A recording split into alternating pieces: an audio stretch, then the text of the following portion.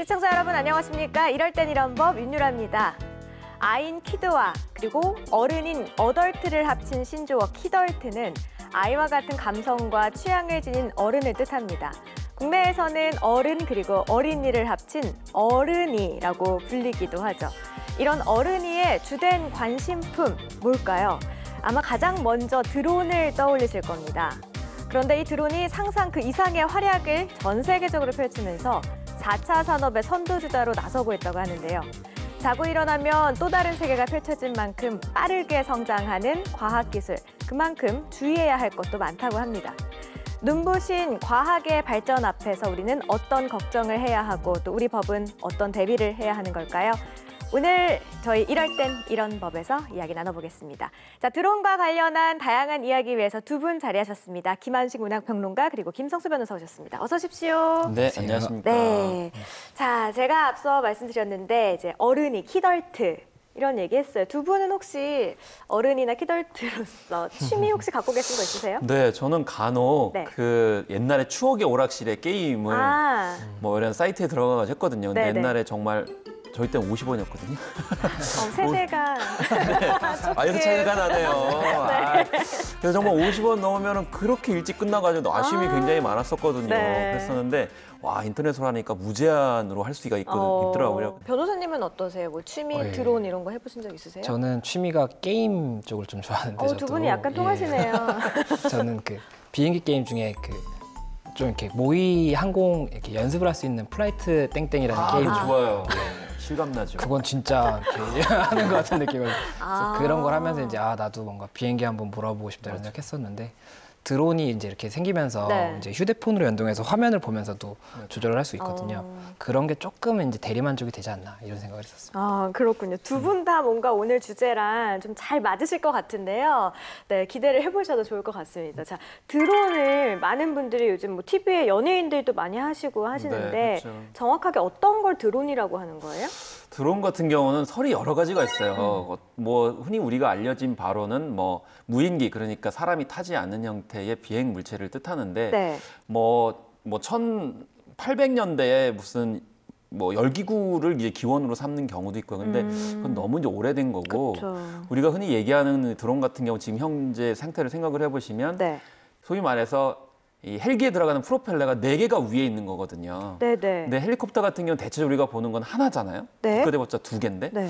드론 같은 경우는 4개란 말이죠. 그래서 4개니까 멀티잖아요. 여러 개잖아요. 그래서 이제 멀티콥터다 이렇게 또 얘기를 하기도 해요. 드론의 그래서- 별명이에요? 네, 그렇습니다. 그런데 사실 또 이게 드론이라는 별명이 이제 붙게 된 이유 같은 경우는 어떻게 이제 시작을 또 하냐면 1930년대에 네. 이 유인기를 이제 여왕벌이라고 불리기도 했었다고 그래요, 영국에서.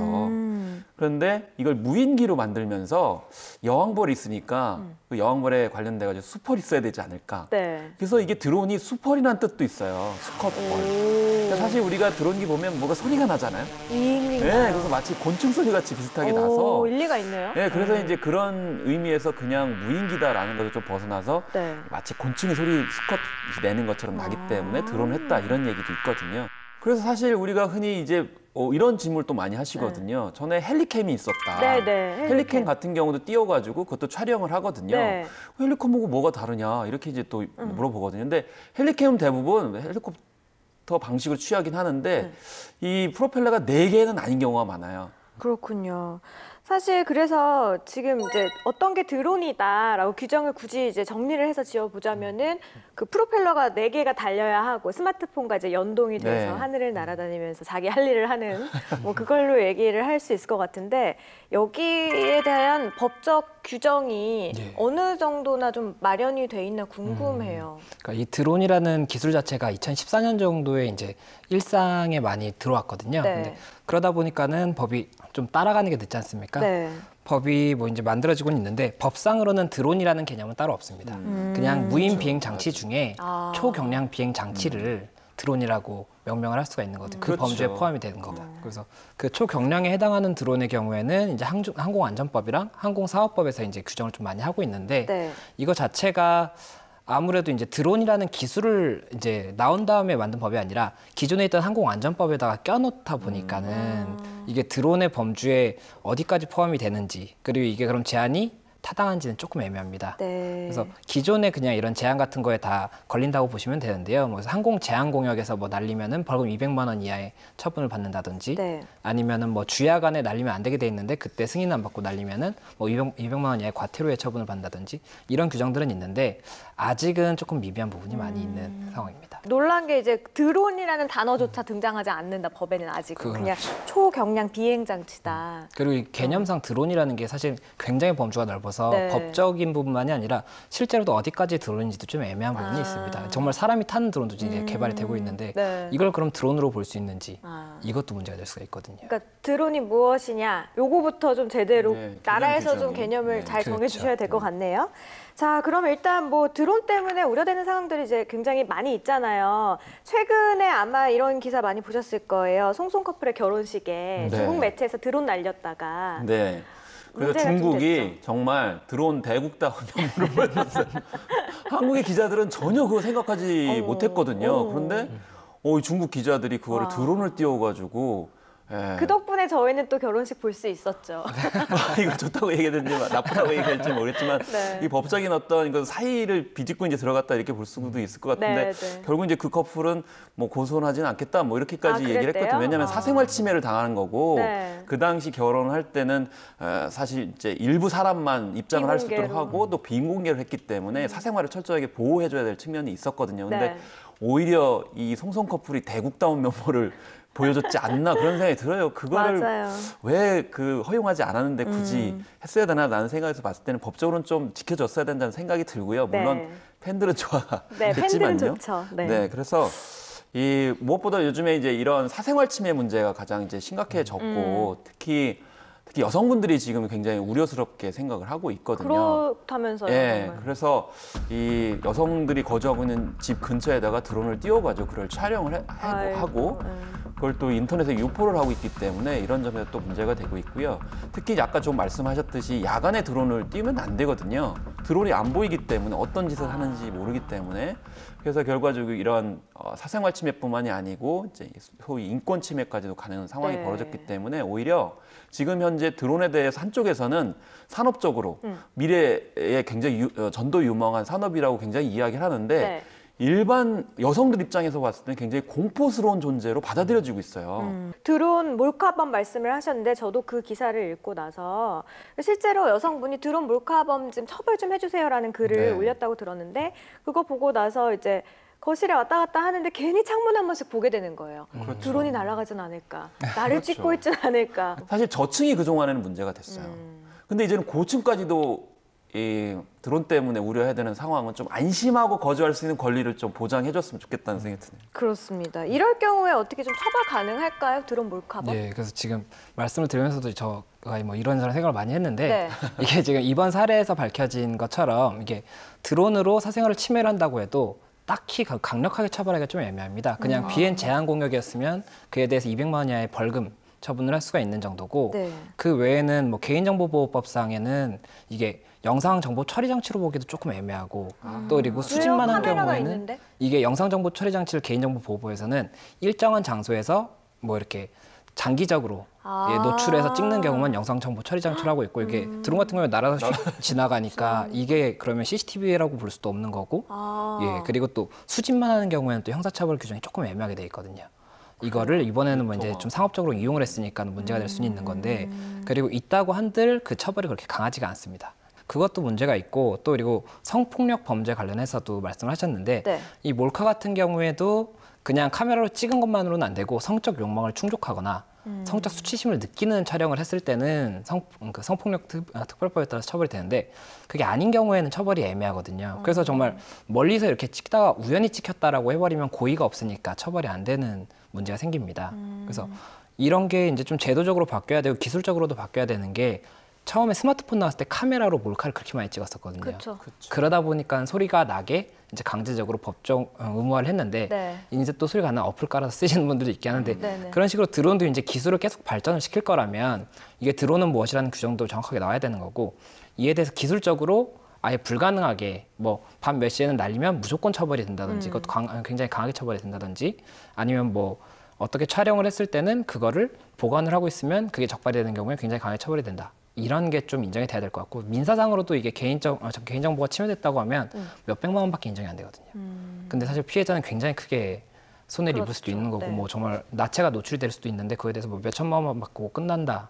이거는 되게 억울할 수 있는 거기 때문에 그런 부분에 대한 인식도 좀 많이 바뀌어야 되는 게 아닌가 싶습니다. 현 말씀 듣고 보니까 생각나는 게 있네요. 아까 이제 소리를 나게 했다고 말씀을 네, 하셨잖아요. 스마트폰 촬영하는데. 그러면 이제 주로 이제 문제가 되는 게 야간에 하잖아요. 그러면 드론에는 무조건 야간에 사용하면 조명을 쏠 수 있도록 이렇게 해서 지금 드론이 바깥에서 지금 카메라를 작동하고 있구나라는 걸 인식시키도록 강제적으로 하는 건 어떨까요? 물론 또 앱을 깔아가지고 조명을 안 했지만 어쨌든 불법 아니겠습니까? 그쵸. 그런 식으로 좀 기준을 마련하는 것도 필요하지 않나라는 생각이 갑자기 드네요. 아우, 네. 좋은 아이디어 내주셨네요. 네. 그래서 일본 같은 경우에는 이렇게 불법 드론이 날아가면 그거를 잡을 수 있게 그런 드론을 요격하는 그런 것도 구상을 하고 있다고 아우, 합니다. 정말요? 예. 왜냐하면 이게 막 이렇게 날아가면 공중에 있기 때문에 사실 개인이 잡을 수가 없어요. 없어요. 그리고 만약에 뭐 막대기 같은 걸 떨어뜨렸다 치면 이건 손괴죄가 되거든요. 네. 개인정보도 치면 내가 받았는데 내가 손괴죄의 주체가 되니까 이것도 또 좀 애매하니까 차라리 이런 불법 드론의 경우에는 바로바로 국가에서 이런 거를 좀 요격을 한다거나 바로 이렇게 좀 제한을 할 수 있는 법제화도 좀 있어야 되는 것 같고 그리고 일본에는 이게 이미 시행 중인 거예요? 시행은 지금 정확히 모르겠는데 네. 구상을 계속 하고 있고 네. 진행을 하고 있는 걸로 알고 있습니다. 네, 알겠습니다. 자, 사생활 침해 관련된 문제 이야기 나눠봤고요. 그리고 충돌에 관련된 문제도 좀 크죠? 위험해요. 근데 사실 드론 배우실 때 그 처음에 예상하지 못했던 부분이 이제 충돌이에요. 네. 문제는 뭐 혼자 충돌해가지고 떨어지면 상관이 없는데 그게 어디에 부딪혀 떨어지냐가 이제 문제가 되는 건데 이 캐나다 같은 경우에는 항공기에 부딪혀가지고 큰일 날 뻔한 경우가 있는 거죠. 네. 만약에 항공기에 앞유리에 부딪혔다고 그러면 참사가 일어날 가능성도 충분히 있었던 거고 이게 외국의 문제만이 아니고 우리나라에서 송도에서 35층짜리 빌딩에 드론이 부딪혔는데 네. 30층이 유리창이 깨졌다고 이렇게 어머, 얘기를 하고 어머. 있거든요. 네. 뭐 빌딩뿐만 아니라 참사 그리고 문화재 보호 차원에서도 이 충돌은 좀 주의가 많이 필요하다라는 거죠. 네. 사실 비행기 날아가는 비행기가 그 승객을 많이 싣고 있었을 텐데 네. 드론이랑 이제 부딪혀가지고 하게 되면은 인명 피해도 인명 피해고 진짜 큰일 날 수 있죠. 이런 경우에 처벌 분명히 받아야 될 것 같은데 어때요 이 경우는? 예, 그래서 보통 다른 나라도 뭐 캐나다 같은 경우에도 공항 근처 뭐 5.5km 내에는 드론 아예 비행 금지고 네. 뭐 우리나라 같은 경우에도 9.3km 이내에는 제한을 하고 있습니다. 그래서 승인을 얻은 경우에만 드론을 띄울 수 있게 돼 있거든요. 네. 예, 근데 그게 안 지켜지는 경우가 많은 이유가 사실 뭐 드론을 장난감처럼 어린아이들도 사용을 하고 있는데 네. 그때 뭐 이런 제한 같은 거 못 보거든요. 제한을 뭐 그쵸. 저도 변호사인데도 불구하고 이제 공부를 하다 보니까 드론에 이런 제한도 있구나라는 걸 알게 된 거지. 장난감의 개념으로 다가가다 보면은 맞아요. 법적으로 내가 이게 설마 무슨 벌금을 내고 전과자가 되겠어 이런 생각 못 하는 거거든요. 그리고 제가 드론을 띄우는 거를 한번 옆에서 본 적이 있는데 네. 이게 문제가 뭐냐면은 높이 올라가면 바람도 센 데다가 또 드론은 가볍지 않습니까? 그래서 바람에 휘말리는 경우도 있고 또 이 전파로 하다 보니까 전파가 어느 정도 이상 올라가면 끊겨요. 맞아요. 그러면 통제가 안 돼요. 그럼 어떻게 되는 거예요? 떨어지는 거예요? 그냥 그대로 떠 있는 어머. 경우도 있고 떨어지는 아. 경우도 있는데 전 아는 형이 이제 자랑을 한다고 되게 비싼 드론을 가지고 왔는데 그래서 야 여기도 보여줄게 이러고 뛰었는데 네. 안 내려오는 거예요. 그래서 그 형이 한 5분 만에 사색이 돼가지고 비싼 다행히 대로. 내려왔는데 그래서 갑자기 막 이렇게 주섬주섬 다시 넣더라고요. 네. 너무 창피하다고. 네. 그래서 사실 그 말씀하신 게 정확해요. 지금 현재 일단은 항공기로 봐야 되고요. 장난감 아니고. 장난감 아니죠. 항공기이기 때문에 그 점을 분명하게 하셔야 돼요. 그러니까 조종사라는 개념을 해야 되니까 이게 뭐 본인의 생명이 당장 위해되는 건 아니지만 누군가한테 이 충격을 가게 되면 생명이 이제 위해될 수 있다는 그런 측면이고 네. 너무 환상을 갖고 이제 접근하는 것은 좀 여러모로 개인이나 다른 사람한테도 피해를 줄 수 있지 않나 그런 생각이 드네요. 네. 그리고 네. 이게 타인한테 피해를 주는 경우에 뭐 예를 들어서 그냥 드론을 띄웠다가 정말 뭐 유리창을 깼다 아니면 뭐 다른 사람이 그래서 다쳤다 이런 경우는 과실치상 문제가 될 수가 있거든요. 형법상. 예.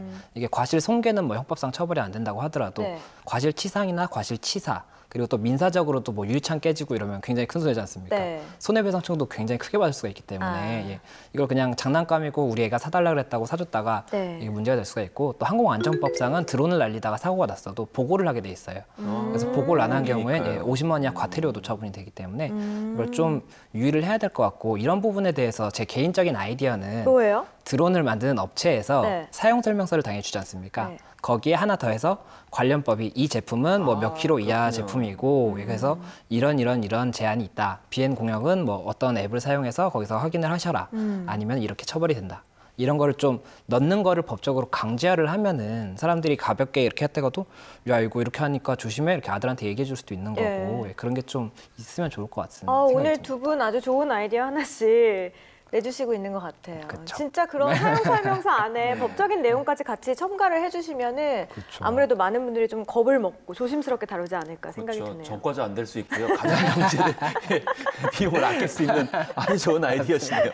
맞아요. 그럼 이쯤에서 저희가 그 조종을 할 때 우리 조종사들이 드론 조종사들이 조종사입니다. 네, 조종사. 이렇게 표현을 합시다. 네. 저희는 드론 조종사들이 준수해야 할 어떤 기본적인 사항들이 있을 것 같은데요. 네, 그렇습니다. 네. 일단 연을 날려도 눈에 보이게 날려야 되죠. 네. 그래야 이제 조정을 할 수 있고 또 다른 사람 같은 경우에도 그거에 또 사실 떨어졌을 때 뭐 그 맞지 않을 수도 있고 뭐 여러 가지 이제 문제를 네. 조치를 할 수 있는 거고 또 그렇게 이제 대부분 다 해외 같은 경우 규정을 일단 하고 있다는 점을 말씀드리겠고요. 네. 또 절대 사람이 많은 데는 하시면 안 된다라는 것이죠. 네. 근데 대부분 보면 요즘에 뭐 겨울에도 사실 이렇게 야외 많이 나가시잖아요. 그때 사람이 많을 경우에는 하시면 안 된다라는 것이고요. 뭐 예를 들면은 뭐 송어숙제를 한다라고 했을 때도 그 사람들 많은 걸 찍으시기 하다 보면 이게 또 문제가 생길 수 있기 때문에 그런 점 항상 주의를 하셔야 되고요. 네. 그리고 초창기에 이런 일이 있었어요. 어떤 일이? 뭐 예를 들면 군부대 근처에서 드론이 발견된 거예요. 그러니까 드론에 대해 인식을 못하니까 이게 북에서 온 거 아닌가라고 이제 오인하는 경우도 있었어요. 외계인은 아닌가요? 비행물체가 왔기 때문에 네, 특수한 네. 우리나라의 현실인데 그래서 이 드론을 날리실 때는 꼭 어떤 소유자가 누구인지 주소가 뭔지 전화번호가 뭔지를 기록을 하셔가지고 하셔야 됩니다. 그리고 이제 그렇게 이제 오해가 없다고 이제 일단 말씀드리겠고요. 네. 당연히 또 밤에는 절대 허용 구역이라 하더라도 날리시지 않는 것이 네. 드론을 잃어버릴 우려가 없기도 하거니와 다른 사람한테 피해를 덜 줄 수 있는 방법이라고 생각이 들고요. 네.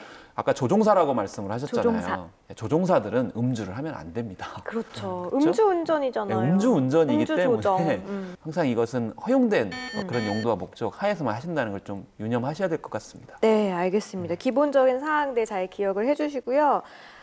그리고 이제 서울에서도 사실 이제 지나가다 보면은 드론 띄우시는 분들 많이 있잖아요. 근데 이게 제한 구역이 또 있어요. 그렇죠. 그쵸, 허용되는 구역이 또 있고요. 그거 준비해 오셨다고 들었는데요. 예, 야심차게 준비를 했는데요. 네. 꼭 아셔야 됩니다. 비행 금지 구역이 있고 비행 제한 구역이 있습니다. 네. 그래서 비행 금지 구역이 아무래도 절차적으로도 더 승인받기 까다롭고 그걸 위반했을 때 더 처분도 강하겠죠. 네. 그래서 비행 금지 구역으로는 일단 청와대가 있는 종로구 쪽 근방은 다 비행 금지 구역이라고 생각하시면 되고 또 이게 저희가 지금 북한이랑 대치 상태에 있기 때문에 네. 서울 강북 쪽은 다 비행 금지 구역이라고 생각하시면 됩니다. 아, 저희가 있는 마포구도 그러네요. 금지네요. 예, 그렇죠. 네. 그리고 이제 또 공항 근처에는 다 이게 비행권이기 때문에 제한이 됩니다. 그래서 공항 근처 성남이랑 김포, 인천 근처 부분은 다 이제 제한 구역이라고 생각하시면 되고 네. 또 이게 도심에 건물이 높이 있는 경우에는 제한 구역이거든요. 아, 지금 잠깐만 서울에서 이제 드론을 띄울 수 있는 곳이 얼마 안 남았는데 맞는데. 그래서 더 있어요? 요거를 말씀드리고 가능한 대로 말씀을 드리겠습니다. 네, 네, 네. 그래서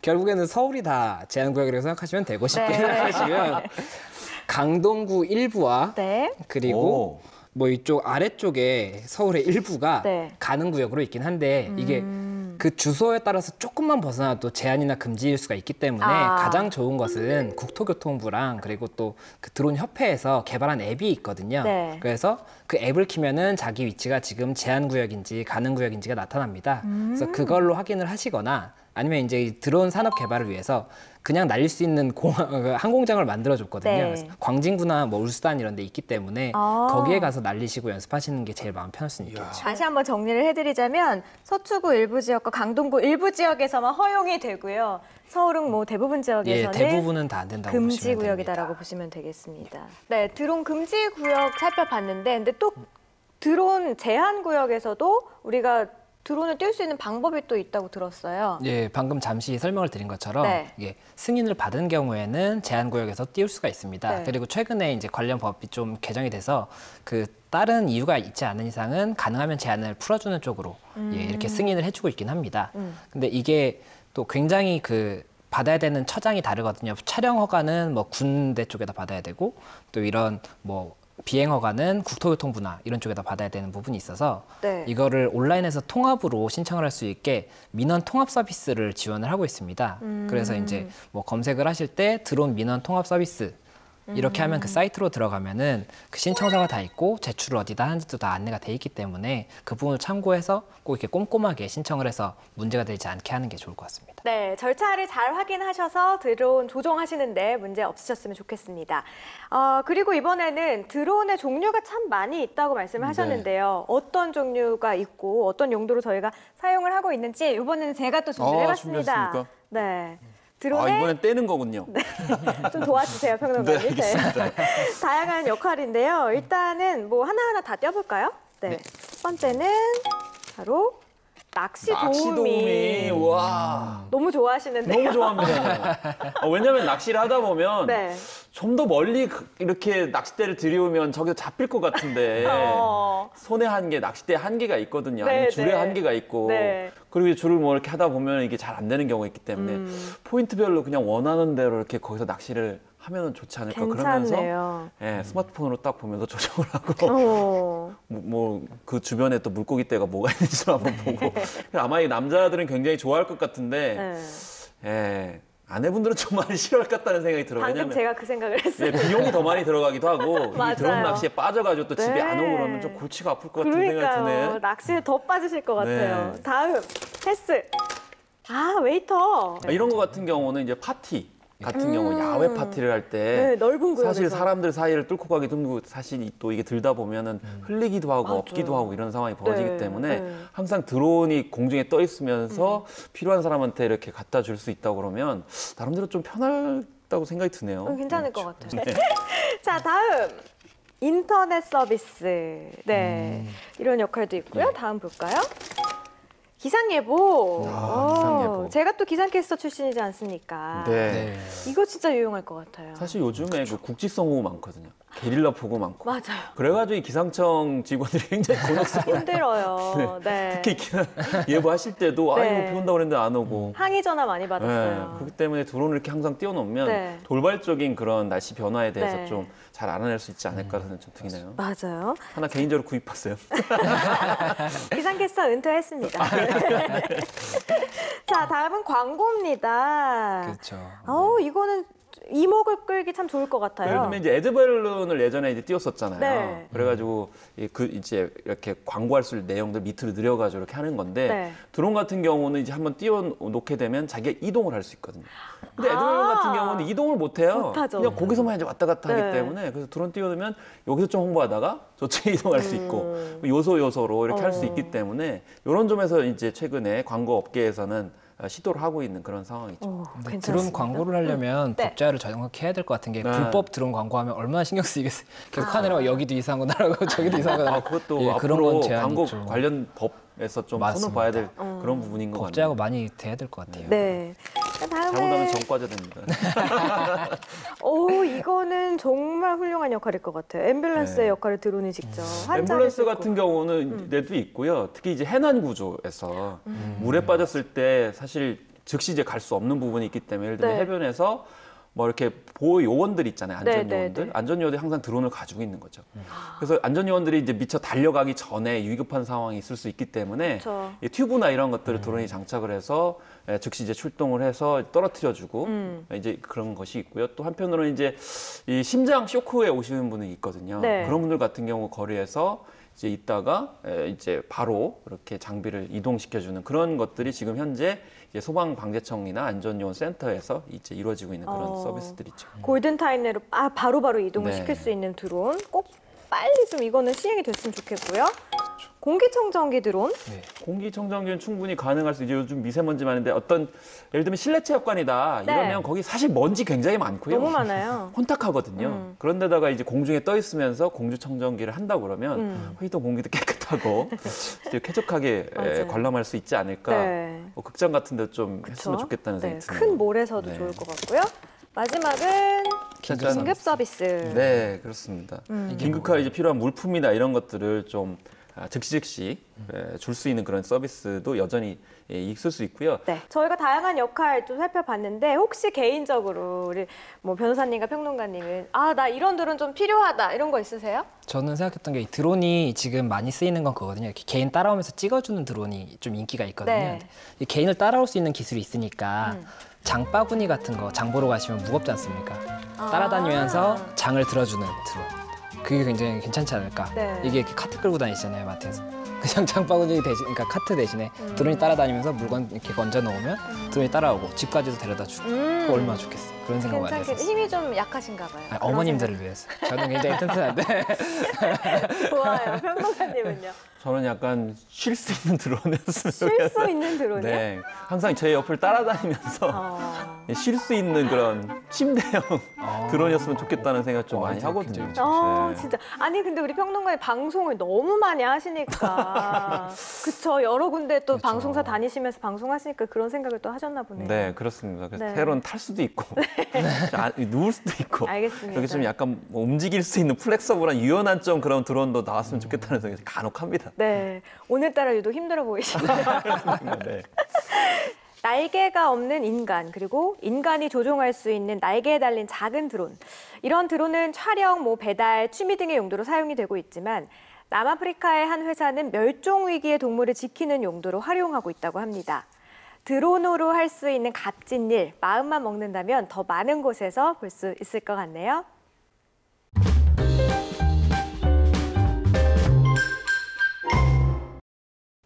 미국 기업 아마존은 드론으로 전기차 충전하는 특허 취득을 했다고 했는데요. 그동안 전기차의 단점으로 지적됐던 배터리 충전 문제가 해결된 겁니다. 동해 번쩍 서해 번쩍 문제들을 해결해주는 드론. 앞으로는 또 어떤 문제를 해결해줄까요? 그게 무엇이든 좋은 쪽으로만 활용이 되었으면 하는 바람입니다. 자, 오늘 드론의 활용부터 그리고 법률 이야기까지 자세하게 들려주신 두 분 오늘 말씀 고맙습니다. 혹시 법적 도움이 필요하신 분들, 다양한 생활 법률이 궁금하신 분들은요. 지금 제 아래로 나가고 있는 주소 보이시죠? 이 주소로 질문 남겨주시면 저희가 방송에서 소개해드리겠습니다. 많은 참여 부탁드립니다. 대한민국 국민 모두가 행복해지는 그날까지 법에 대한 모든 궁금증을 풀어드리겠습니다. 재밌고 유익한 법과 함께라면 이럴 땐 이런 법!